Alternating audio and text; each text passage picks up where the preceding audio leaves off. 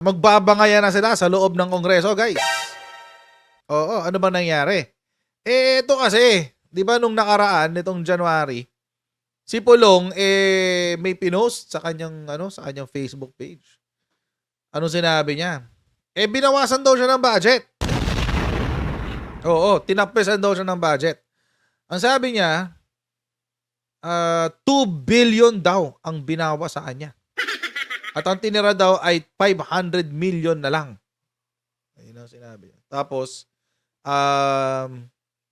galit siya kasi for some reason kinonect niya to dun sa sa People's Initiative na, by the way, makulit pa rin talaga sila na gusto pa rin nila isulong. But I doubt na magpo-push through 'yan kasi hindi amendment ang gusto nilang gawin. Ang gusto nilang gawin ay revise yung Article 17. So I doubt na magpo-prosper 'yan. Pero ito nga nangyari. So kinonect niya 'yon. Itong pagtapyas ng budget niya, kinonect niya ito sa tawag dito, People's Initiative. Okay, na inumpisahan daw ni Congresswoman Nograles. Oh, 'yun ang nangyari. Mga kotsero, for some reason hindi natin alam, biglang may ganitong balita na pumutok kanina. Davao Holy Land no more. Holy Land talaga. Holy Land? Ano ibig sabihin nun? Banal na bayan. Banal na bayan. Holy Land no more. Zaldico digs into reports of Paulo Duterte's 51 billion district allocation.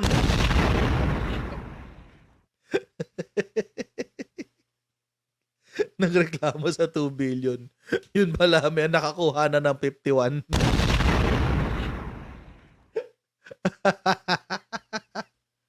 Sorry guys. Alam ko meron pa rin mga DBS dito. May mga DDS pa rin tayo mga kaibigan. And naman, with all due respect sa mga kaibigan kong DDS, naman, meron parang nagrereklamo sa 2 billion na tinapyas daw for 2024. Yun pala, for the past 3 years, simula nung nag-umpisa ang 18th Congress, yung latter half pala of the 18th Congress, no? Naka 51 billion na pala.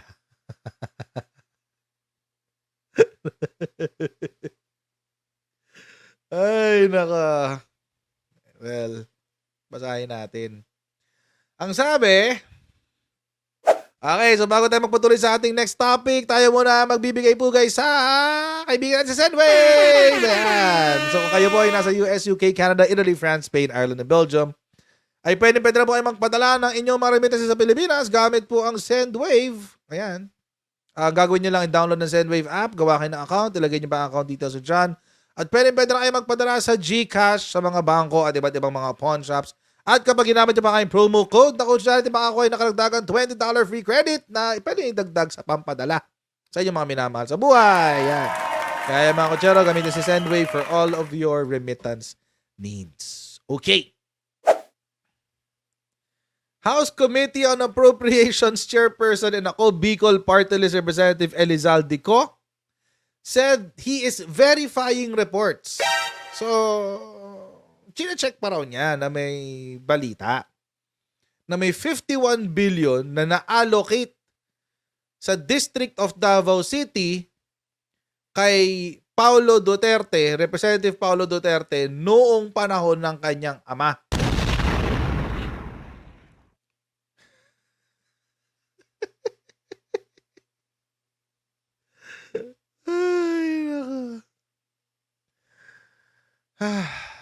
This is separate from the confidential funds, by the way. Iwalay pa sa confidential funds.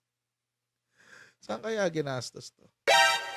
Okay, ito sabi. In a radio interview, Ko was asked about the reports that the first district of Davao City was allocated 51 billion pesos in the last 3 years of the Duterte administration.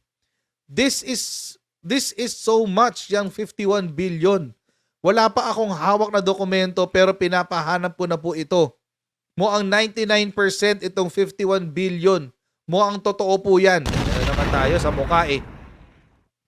Mukhang ganito, mukhang ganyan. Ano ba itong mga politiko natin? Hilig sa chismis.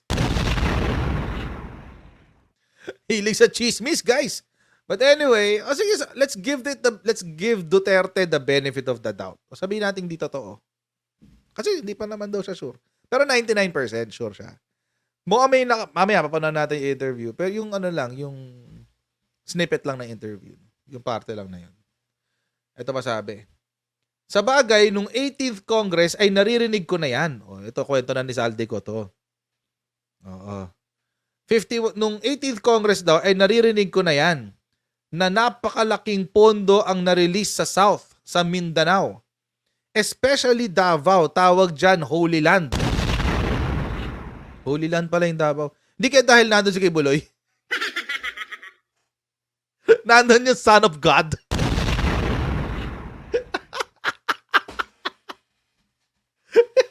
Hindi kaya dahil nandun yung appointed Son of God. Kaya Holy Land. New Jerusalem ba? Parang gano'n. Kaya malalaki ng budget. Andun yung Holy Land. Disappointed son daw, sabi ni Arnel. Asan na yan? Wait, asan na? Arnel, asan yung comment mo? Ayan. Lang yan. Nawala yung comment ni Arnel. Tabunan na. Ito. Disappointed son daw. Lang yan. Stop, guys. Stop. Baka mamaya, Coach Jared, baka ipastop ka nun. Mamaya bigla masira na naman yung ko dito, na mga monitor ko parang kahapon. Ay, nako. Stop this nonsense. Anyway. Ay, nako. Anyway, ayan. Baka kasi Holy Land kasi nandun si Kibuloy. Andun yung appointed Son of God. So, tapos, wala namang nakapag-question yan sa Kongreso. Ang average, 500 million to 1 billion. Pag 2 billion, 3 to 4 billion, medyo sacred cow kanyan. So ibig sabihin pala, ganito. So, ang average, according to Zaldico, hindi pa natin verified to. Pero according to Zaldico, ang average daw na nakukuha ng bawat kongresista sa bawat legislative district na allotment ito ng mga pangproyekto nila sa kanilang mga distrito ay 500 to 1 billion. Oh, yun. 500 to 1 billion. Pag nag 2 billion ka na, 3 to 4 billion. So 2 to 4 billion sacred cow ka na. Ibig sabihin, very very special person ka na. Very, very special person ka na nun pag nag 2 billion ka pala.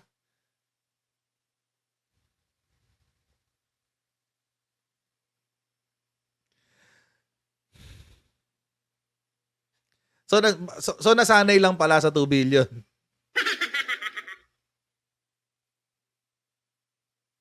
So baka nasanay lang sa 2 billion, guys. Ganun na lang.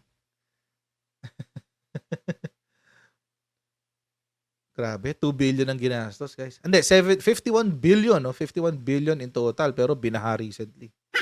Daming patay doon, ha? Nung binahaan Davao recently. Itong weekend lang yun, di ba? Binaha siya. Grabe. Ay.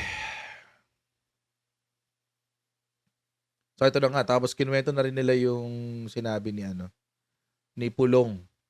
Yan, na binawasan daw yung kanyang budget from 2 billion to 500 million. So, yun ang kanyang sinabi. Panoorin ngayon natin yung interview. Maikli lang naman to, 1 minute lang.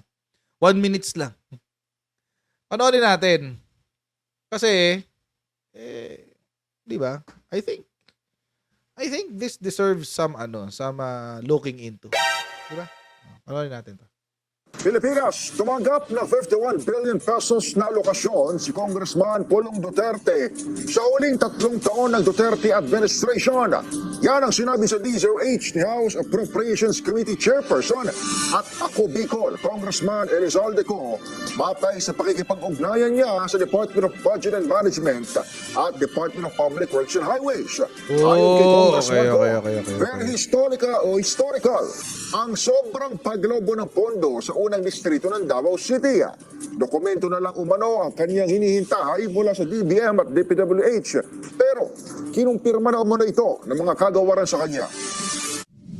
Kaya pala sure siya. DBM naman, I think, they're going to issue formal and totoo rin daw po. And gusto ko lang sana magkaroon ng formal na dokumento just to make sure na itong pero on the phone they confirm na nagulat din po na masyadong malaki, very historical itong sobrang paglobo ng pondo sa first district ng Davao City. Pag nakikita niyo dyan sa itong lista, almost lahat po yan na Mindanao. Kaya nagtaka ho talaga ako na sana dapat wala na hong baha sa Davao City. Kung nagamit po yun ng tama, naiplano. Naiplano po ng todo sa Davao City ang itong mga pondong. Okay. Let's look into this na yung pinakita ni Zaldico. Yung document na pinakita niya. Hindi natin alam kung anong pinanggagalingan nito. Kasi sa kanya galing yan eh.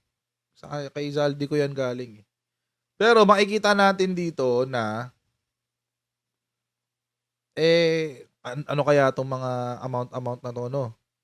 Hindi natin alam. Pero bakit si Pulong ang may pinakamalaking budget? No. Asa kaya resibo nito? May resibo na kaya to? Asa na? May resibo na kaya to? Anyway. Di ba ganyan ang drama nila? Labas ang resibo! Sige, unahin ni Pulong. My goodness. Ang laki ng budget niya, oh. Di ba? More than double, oh. Kumpara kay Vincent Garcia, kay Isidro Ungab. Oh, ito kaibigan na ni VP Sara, to si Isidro Ungab. Oh, pero 3.8 lang. Hindi man lang siya nag 5 million. Oh, si Pulong 13 million, no. Ano kaya tong 25 million na to? Ang hirap kasi ito lang ipinakita ni Zaldico eh. Di ba? Ano kaya ito kasi usually yung budget allocation ng mga kongresista nakadepende yan sa sa mga proyekto na nakasalang para sa district nila. Makes me wonder. Ano kaya yung mga projects na yun na umabot ng 51 billion? Pero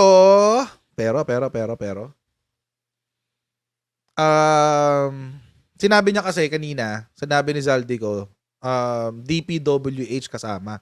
So, DBM and DPWH daw ang magbibigay sa kanya ng dokumento. Kung DPWH yan, understandable yung 51 billion. Understandable yon. Kung DPWH yan. Kasi, syempre, mag-aayos ng kalsada, gagawa ng tulay, tapos kung meron pa yung mga ibang proyekto na related sa public works, di ba? So, kung ganun, kung maraming ganung klaseng proyekto, most probably, maja-justify yung 51 billion. Pero kung wala,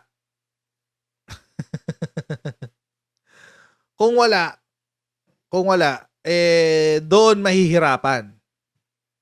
kung wala. Pero kung meron, madaling i-defend yan. Kung meron.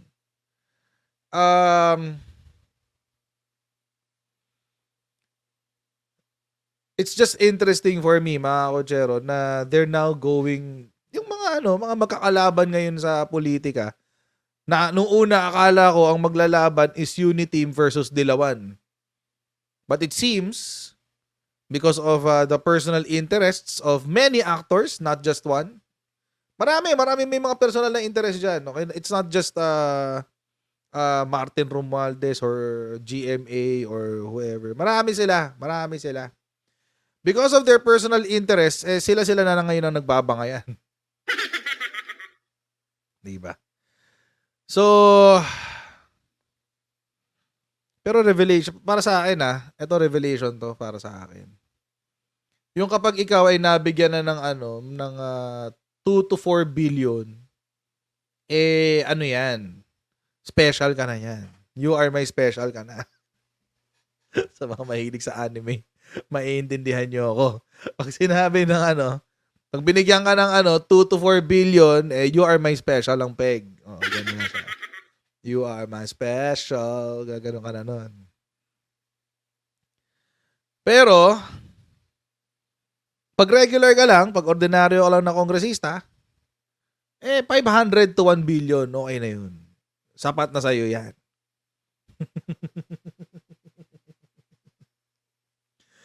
$51 billion, no? Pero, nagkabaha. Tingnan nyo di ko na ilagay dito Kasi Magots kinoment yung anime. Huwag tayo masyado pahalata, guys. Nabibisto ko Anyway. Matindi-tindi tong baha, mga kotsero. Sobrang tindi nito. Pati si JP Bondal.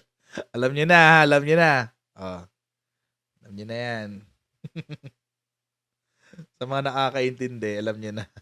Okay. Ayan. Ito.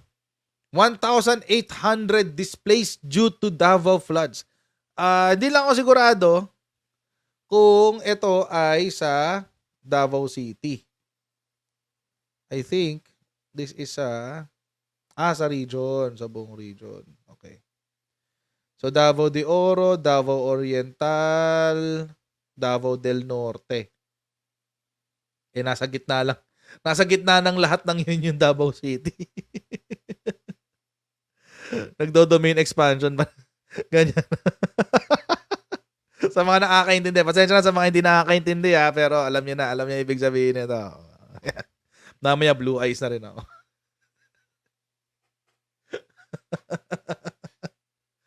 Anyway. So, ayun, Davao del Norte. Ayun, Davao City, nasa gitna ng lahat ng yan Nasa gitna ng lahat ng yan, Davao City. Di ba? Davao del Norte, Davao de Oro, tapos nasa gitna. Smack dab in the middle, yung Davao City. So, dami na displays. 1,800. Dahil sa floods. Tsaka landslides. So, anong ginawa ng DPWH dito? For the past 3 years. Diba? Tagum, nasa norte na yan Ayan, Tagum, nasa norte na yan. Malayo sa Davao City yan. Mga ilang oras sa drive to. Hindi, malayo ang Tagum. Tapos, the shear line has affected 2,212 individuals and 552 families in 14 barangays. So, Davao de Oro, Davao Occidental, Davao Oriental. Pati Davao City pala, tinamaan. Yun. Now, which begs the question, why? I mean, di ba? Kung pinondohan na ng 51 billion yan, yung lugar ng kung Davao City lang naman ang pinondohan. First district ng Davao City, baka sila lang talaga magiging safe. Di ba? Sila lang talaga magiging safe kasi sila lang ang pinondohan So, sorry na lang sa iba kung di kayo napondohan. O, di kayo yung binaha. Ganun lang yun. Ganun lang kasimple yun. Kaya, I don't know. But it makes, kung, eto nga, ulitin ko nga lang mga kotsero. Kung kasama ang ano dito, DPWH, dito sa 51 billion, it would make sense. Pero, 51 billion for one city, di ba? Parang medyo ano naman yun. Parang medyo sobra-sobra naman yun. 51 billion for one city, ah. Hindi pa highly urbanized city yan.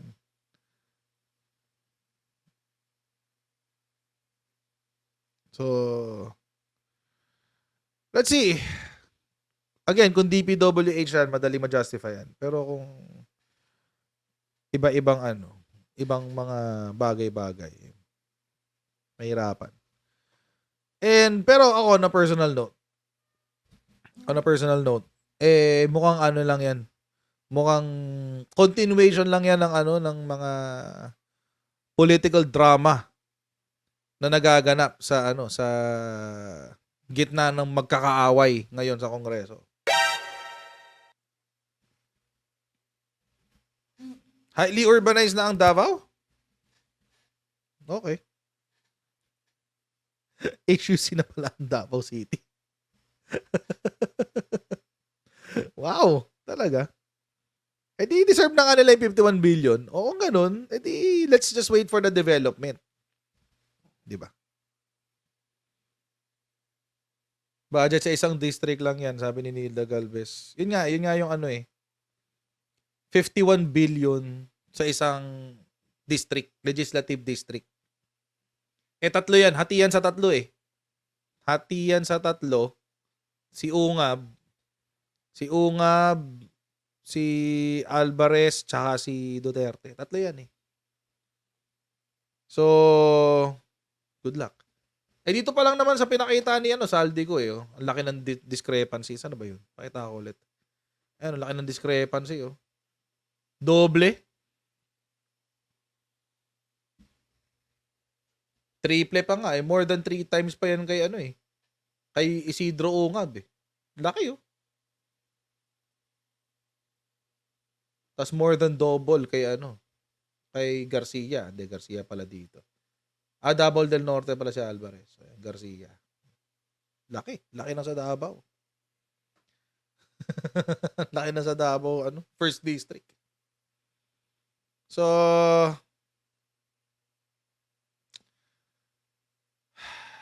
let's see. Let's see kung paano sasagutin to ni Pulong. So, well, akin lang parang, di ba? Wow. Sarap ng Sarap pala maging congressman doon. Sarap maging congressman sa Davao City, may 51 billion. Diba? But then, again, mga kotsero, let's take into consideration yung binanggit kanina na DPWH. But then, ewan ko lang. Hindi ko alam how DPWH is spending their money. Tapos sasabihin ng mga ibang taga Mindanao, hindi na, asa na yung proyekto para sa amin ni PBBM?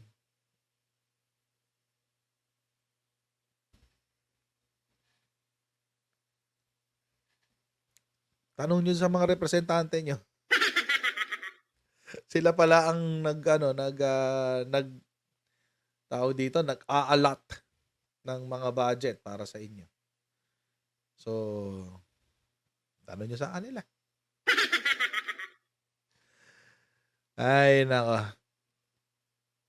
Sabi ni Tess Villanueva yan. Siyempre, anak ng president. Diba? Ikaw na. Anak ng presidente. Anak ka na nga ng presidente, mayor ka pa, congressman ka pa, vice president ka pa. Tapos naging anak ka ng previous president. Sabi ni Ronald Florentino, shut up na yun, coach. Mas mabubulat-lat yung budget.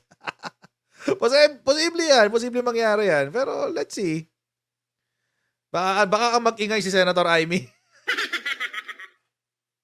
Baka siya na naman ang mag-ingay para sa mga Duterte. Di ba parang ano eh. Siya yung bala ngayon eh. Siya yung bala ng mga Duterte, si Senator Amy. So, natin, baka bukas may statement si Senator Amy. Ay, nako. Senator kasi ganun.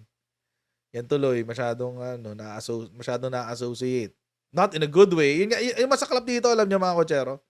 Si Senator Amy is being associated sa mga Duterte but not in a good way. So mga kotsero, maraming po salamat sa inyong panonood sa ating ngayong live stream. Please don't forget to like, to share, and to subscribe. And huwag niyo rin po kalimutan i-follow ang ating Facebook page. And I'll see you in our next live stream, guys. Okay, God bless you. See you next time. Bye.